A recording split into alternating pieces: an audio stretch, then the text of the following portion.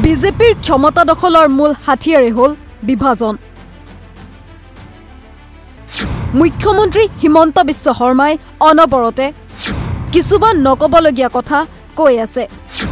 এহাতে যদি চৰকাৰৰ ভূমিকেন্দ্ৰিক নীতিক লৈ ৰাইজৰ ক্ষোভ, আনহাতে আকৌ #জাষ্টিছ ফৰ জুবিন গাৰ্গৰ দাবী। অসমৰ সন্মুখৰ পৰিস্থিতি অতি ভয়াৱহ। বিৰোধী পক্ষৰ মিত্ৰজোঁটেহে ইয়াৰ পৰা পৰিত্ৰাণ দিব পাৰিব। অসমৰ ৰাজনৈতিক পৰিস্থিতি আৰু আগন্তুক 2026 চনৰ বিধানসভা নিৰ্বাচনক লক্ষ্য কৰি আজিৰ দিনটোত গুৱাহাটীত অসম নাগৰিক সন্মিলনৰ সদস্যবৰ্গ হিৰেণ গোহাঁই, অজিত কুমাৰ ভূঞা, পৰেশ মালাকাৰ আৰু আব্দুল মান্নানৰ উপস্থিতিত এখন গুৰুত্বপূৰ্ণ সংবাদমেল আয়োজন কৰা হয়। সংবাদমেলখনত উপস্থিত নাগৰিক সমাজৰ সদস্যসকলে স্পষ্টভাৱে জনায় যে অসমত উদ্ভৱ হোৱা আৰ্থসামাজিক আৰু ৰাজনৈতিক সংকটৰ সন্মুখীন হ'বলৈ সকলো বিৰোধী শক্তিসমূহ সংগঠিত ৰূপত একলগ হোৱাটো অত্যন্ত আৱশ্যকীয়।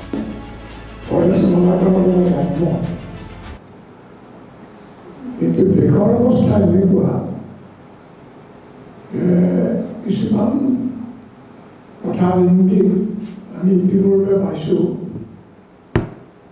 আৰু সেইবোৰ কথা আমি মনত ৰখা ভাল হ'ব। ভৱিষ্যতে মনস্থিৰ কৰিব লাগে। এটা কথা হৈছে এইটো, আজি কিছুদিন ধৰি ভাৰতৰ নিৰ্বাচনী আয়োগৰ কাৰ্যকলাপ লৈ চাৰিওফালে ভীষণ সংশয় আৰু অসন্তুষ্টি প্ৰকাশ পাইছে। যিসকল মানুহে এই সংশয় প্ৰকাশ কৰিছে তেওঁলোক কোনো দলৰ সদস্য নহয়, গণতন্ত্ৰ বিশ্বাসী আৰু তেওঁলোকৰ নিজৰ নিজৰ কৰ্মক্ষেত্ৰত তেওঁলোকে নিজৰ কৃতিত্ব সাব্যস্ত কৰিছে আৰু জনসাধাৰণৰ বিভিন্ন বিষয় লৈ মাত মাতি জনসাধাৰণৰ আস্থা যথেষ্ট পৰিমাণে অৰ্জন কৰিছে। এই সকলো মানুহৰ বিষয়ত মনত ভাৰতৰ নিৰ্বাচনী আয়োগৰ কাৰ্যকলাপ সম্পৰ্কে গভীৰ সন্দেহ উদ্ৰেক হৈছে। এই নিৰ্বাচনৰ ফলাফল অৱশেষত কি হয় সেইটো আমি বিচাৰ নিশ্চয় কৰিম, কিন্তু মনত ৰখা ভাল হ'ব যে যিটো ফল আশা কৰা গৈছিলে, যেনে ধৰক এইবাৰ বিহাৰত অভিলেখ মাত্ৰাত ভোটদান কৰা হৈছে 69%, 69%। ইমান বেছি ভোটদান কেতিয়াও আগতে আগৰ কেইবাটাও দশক বিহাৰত হোৱা নাছিলে।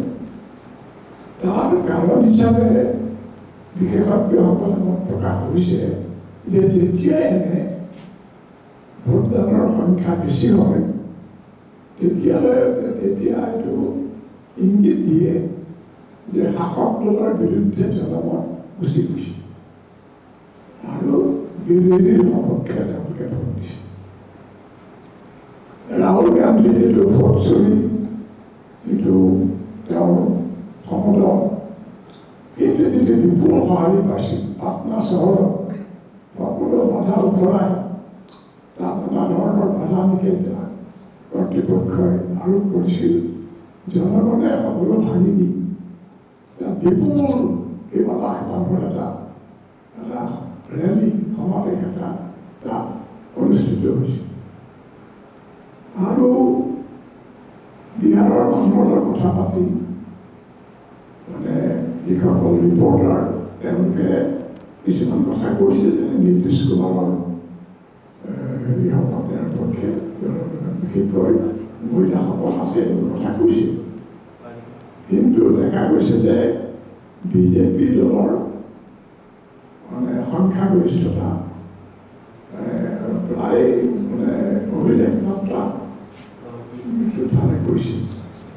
এই সকলোবোৰে মানুহৰ যিটো প্ৰত্যাশাই নহয়, মানুহৰ যিটো কেলকুলেশ্যন হিচাপ বিকাশ এনেদৰে উল্টাই দিছে যে অলপ খুব মানে নিশ্চিতভাৱে কিছুমান প্ৰশ্নৰ উদয় হয়। আমি কোৱা নাই যে এইবোৰ সকলো সন্দেহজনক কথা বা ভোটৰ ফলাফল আমি ইতিমধ্যে অগ্ৰাহ্য কৰি পেলাইছে মই কোৱা নাই, কিন্তু আপোনালোকে মনত ৰাখিব যে ভাৰতৰ নিৰ্বাচনী আয়োগৰ কাৰ্যকলাপ যথেষ্ট সন্দেহৰ আৱদ্ধ হৈ গৈছে।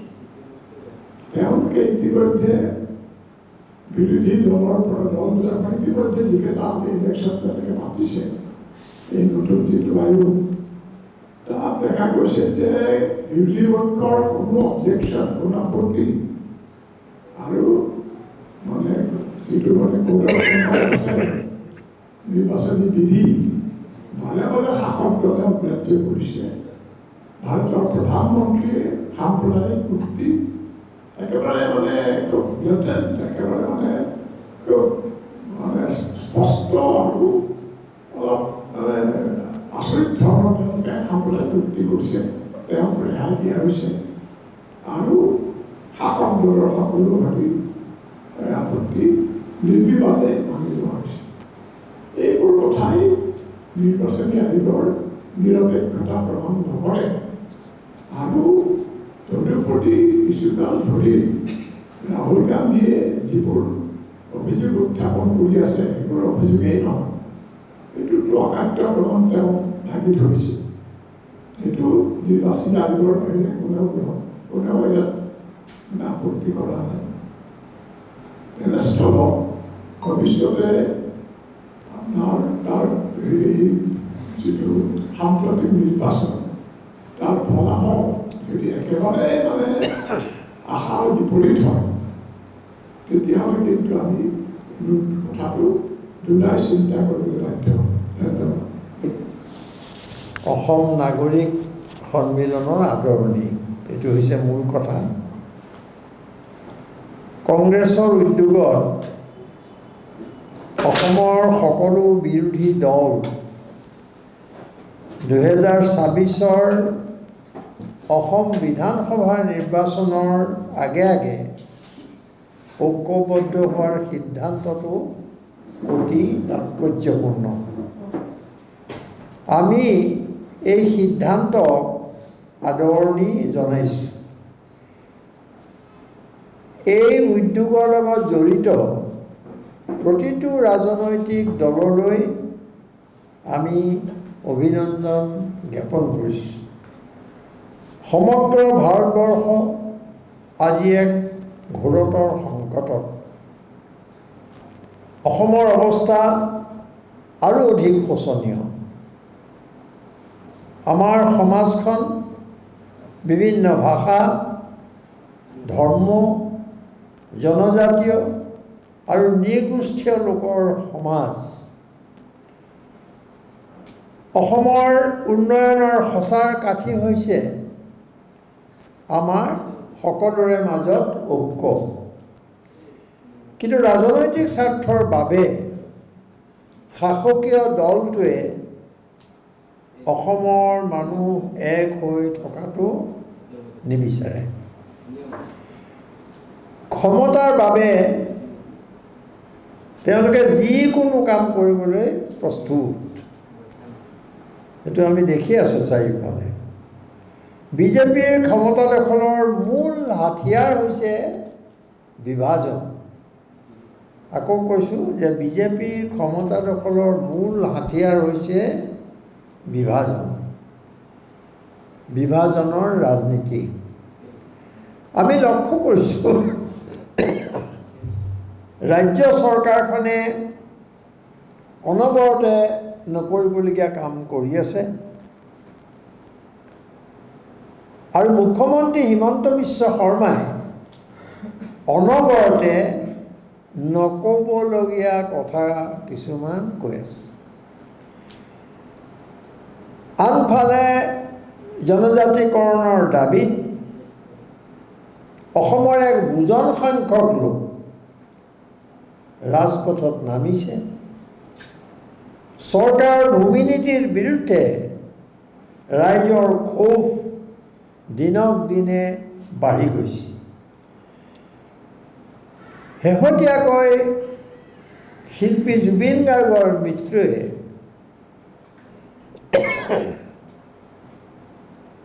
অসমৰ বিপুল জনসাধাৰণক শোকবিহ্বল কৰি তুলিছে। সেয়ে আমি দেখিছোঁ যে অসমৰ চৌদিশে এতিয়া জাষ্টিছ ফৰ জুবিন গাৰ্গৰ দাবী। অসম আজি এক জটিল সন্ধিক্ষণত, এনে পৰিস্থিতিত বিৰোধী ঐক্যবদ্ধ হৈ ৰাইজৰ ওচৰত দৃঢ়তাৰে থিয় দিলেহে চৰকাৰী ষড়যন্ত্ৰ প্ৰতিহত কৰাটো সম্ভৱ হ'ব। সেইকাৰণেই আমি ইমান দিনে বিৰোধী ঐক্যৰ কথা কৈ আছিলোঁ, বিৰোধী ঐক্যৰ ওপৰত জোৰ দি আছিলোঁ, আৰু আমি তাৰ বাবে বিভিন্ন পদক্ষেপ গ্ৰহণ কৰিছিলোঁ। আমাৰ দৃঢ় বিশ্বাস যে বিৰোধী ৰাজনৈতিক দল, নাগৰিক সমাজ আৰু সাধাৰণ ৰাইজৰ এক বলিষ্ঠ আৰু ঐক্যবদ্ধ প্ৰচেষ্টাইহে এই জনবিৰোধী চৰকাৰখনক পৰাভূত কৰিব পাৰিব। সেয়েহে বিৰোধী ঐক্যক আমি জনসাধাৰণৰ সকলো অংশৰ মাজত ঐক্যলৈ ৰূপান্তৰিত কৰি তাক এক গণ অভিযানৰ ৰূপ দিব পাৰিব লাগিব।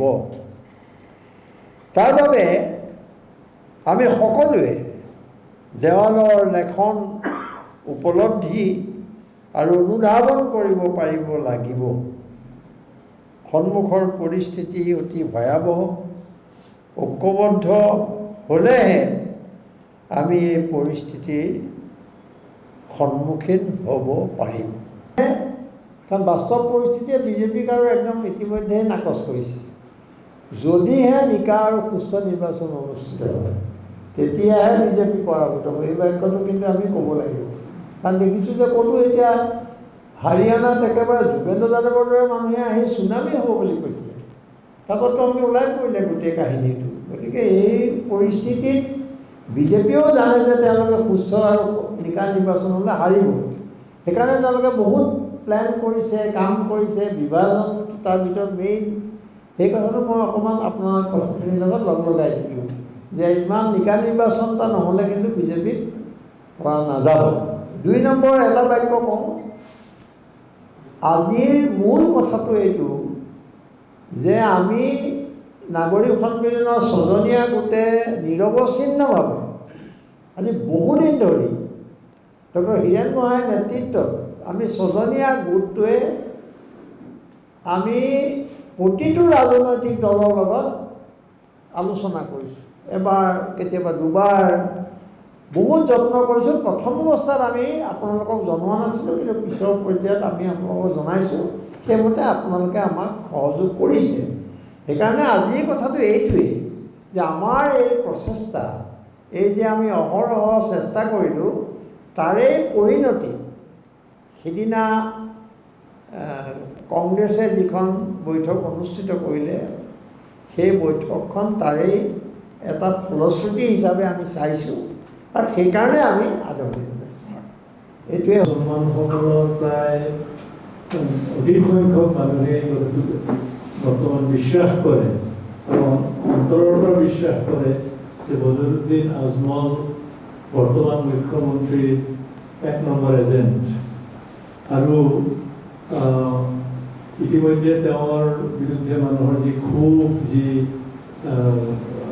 খং আছে, সেইটো যোৱা নিৰ্বাচনত প্ৰমাণ হৈ গৈছে। আৰু সেই ক্ষোভ আৰু সেই অগ্নিত তেওঁ তাৰ পৰা ৰক্ষা নাপাব, এই কথাটো সাংবাদিক বন্ধুসকলৰ মাধ্যমেৰে আপোনালোকৰ যোগেদি অসমবাসীক